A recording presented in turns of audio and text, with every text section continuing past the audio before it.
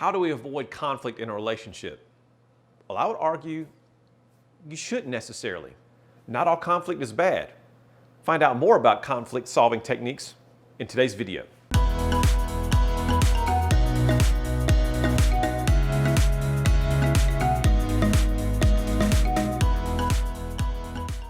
Before we go any further today, I want you to check out the description, the link below for the high D, high I, high S, and high C personality style videos that we previously recorded. They're going to give you a nice background for the DISC methodology of human behavior, and we're going to be talking about high I's and D's and things like that today. So if you don't have that methodology down, stop, go watch those videos, come back here, and then we'll take care of you from there. So everyone's a unique blend of all four of these styles. You've heard me say that time and again from our other videos. And so some styles really embrace conflict and some don't. But what is conflict? Well, conflict is defined as a prolonged period of argument or prolonged period of disagreement between two people. So why do we disagree? Well, there's lots of reasons. We might have been raised in different cultures. We might have different values, different morals, different religious beliefs. But a lot of it has to come down to your personality, your temperament, how you're wired, how you see the world. We all have this unique view, this unique lens that we use to see the world, to give and receive information. And if we don't understand ourselves and understand others, we're never going to be able to adapt the way we communicate with one another, and that would significantly reduce conflict. So as a quick refresher, our high Ds are outgoing and task-oriented. They make up about 10% of the population, so a very, very small percentage of the population. They love challenge, they love being in charge, they speak very directly, so they embrace conflict quite easily. Then we have our high I's, our inspiring styles. They make up about 25 to 30% of the population, and they embrace fun and enjoyment of life. They're super enthusiastic and super optimistic. Then we have our reserved people-oriented. Those are our S styles, our supportive styles. They represent about 30 to 35% of the world's population. They are the largest percentage, and so they can't stand conflict. They hate upsetting people, they hate making people mad, and so they tend not to speak up and give their input if it's going to cause a problem between two or more people in a group. And then we have our high C's, and those are our 20 to 25% of the population, our cautious types, reserved and task-oriented. Never met a spreadsheet they didn't like, super analytical, very calculating, love numbers, love science, love facts.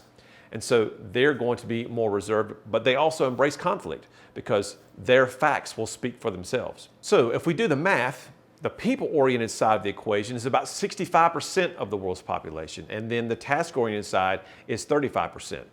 So 35% of the world embrace conflict and eat it up, especially high Ds. They like to argue with you just to argue. I mean, that's sick to me, but they thrive on those arguments. The people-oriented side, man, they don't want to have arguments, especially the S's. That biggest style, that 35%, they just want everyone to get along. And again, I'm a high IS blend. So as an S, I typically have the same response when my wife says, "What do you want for dinner?" or "Should we go out to eat?" or things like that. I will say, "Well, what do you want to do, sweetheart?" And that's like nails on a chalkboard for her because even though she's a task-oriented person and she embraces conflict a little bit easier, man, she just wants me to get involved. She wants me to be passionate about that. But she doesn't understand, or she used to not understand, that as a high S, I get my satisfaction from her satisfaction. Because again, S's are supportive. We want to please people.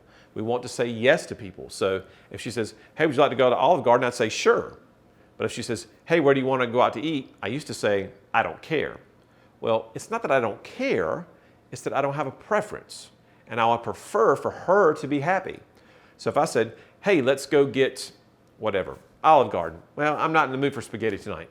Well, then why did you ask me where I wanted to go?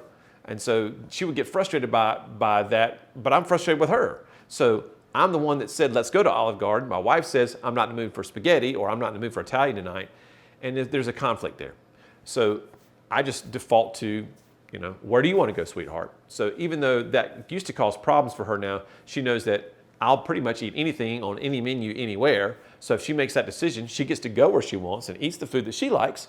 And I get to be happy because I'm with her and I get to watch her enjoy what she's doing. When we avoid conflict, we miss out on the conversations that have to take place for those major life-changing moments. Let's say it's about money, because couples fight about money all the time. When we talk about money and we don't speak up as a reserved and people-oriented person, as a high S, High S's really thrive on security. So if we're talking about someone changing a job and the high D is changing a job, then we want to know that, yes, there's going to be a steady stream of income coming in to take care of our family, because that's what's most important on the S's mind. But if they don't share that, then we miss it on the opportunity to really know, hey, this really concerns me, and what happens if you go commission only? And I don't know if I'll be okay with that, because I'll be really, really scared we wouldn't be able to provide for our kids.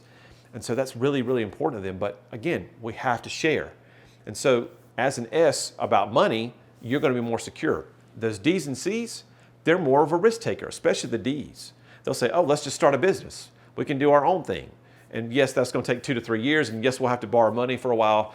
Oh my gosh, that's going to make the palm sweat of a high S. But again, the D is going to really say that's on their mind, because they embrace conflict. They really don't care what anyone else thinks. They're going to say what they need to say. The S's and the C's don't really operate like that. The I's, they just kind of go with the flow anyway. They're just in there to have a good time. So if we're trying to avoid conflict, the best way to avoid conflict is to meet in the middle. You have to understand yourself first. Are you more of an outgoing person? Are you more reserved? Are you more people-oriented? Are you more task? Because those impact how willing you are to have these conversations. And then number 2, understanding others. Yes, if I'm an outgoing, task-oriented spouse and my wife or my husband is a reserved and people-oriented spouse, I know that person is not going to want to share with me. Okay? It's just not natural for them. So I have to soften my voice. I have to really say, come on, sweetheart, tell me what's on your brain. Pa, tell me what's on your mind. Okay? Tell me what you're thinking. Because if I do that and I soften that message and I soften my tone of voice and really show that genuine interest, then they will open up. But again, I have to understand myself and how I'm communicating. If I'm really sharp and you have those jagged edges and my message is very direct, I'm not going to get anywhere with a high I or a high S. So, do you understand yourself a little bit better after this video? I hope so.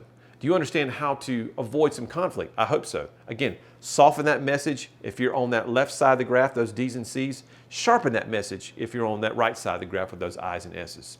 To really get to know and understand yourself better, I recommend you take one of our assessments. You can find those in the description below to the store page. There's all kinds of assessments. We've got them for kids, we've got them for teens, we've got them in all kinds of languages. Very inexpensive. We're just out there trying to get you to be self-aware, because it starts with self-awareness. Then you have to understand others. So if you really want to understand that significant other, have them take an assessment. We're going to understand how I operate, how you operate, and then we're going to be able to adapt our behavior, meet in the middle. And so once we do that, then our transportation is going to go taking our relationship up here, and we're going to be really in this high spot, which is probably above my camera, but it's still awesome, and we're really going to be high-powered relationship moving forward. See you in the next video.